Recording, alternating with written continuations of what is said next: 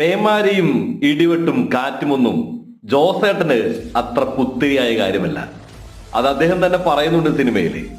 അദ്ദേഹത്തിന്റെ ചെറുപ്പകാലത്തെ സംഭവം പറഞ്ഞുകൊണ്ട് അമ്മയുടെ കണ്ണുകൾ ഈറനണിയിച്ചുകൊണ്ട് അദ്ദേഹം പറയുന്നൊരു ഡയലോഗുണ്ട്. അതുപോലെയാണ് ഇപ്പോൾ തിയേറ്ററുകളുടെ അവസ്ഥ.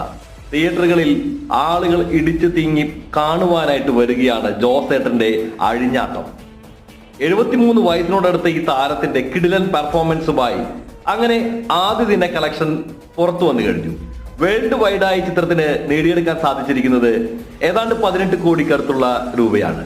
അതെ, all world wide collection turbo 17.3 കോടി രൂപ എന്ന വലിയ നേട്ടമാണ് മമ്മൂക്ക സിനിമകളുടെ എന്നല്ല, മലയാളത്തിൽ 2024 വന്ന എല്ലാ ചിത്രങ്ങളേക്കാൾ മുകളിലാണ് ഇതിന്റെ സ്ഥാനമെന്നാണ് ഞാൻ അറിയുന്ന റിപ്പോർട്ട്. ഏതായാലും വലിയ വിജയത്തിലേക്കാണ് ടർബോയുടെ മുന്നേറ്റം. കാത്തിരിക്കുന്നു ടർബോയുടെ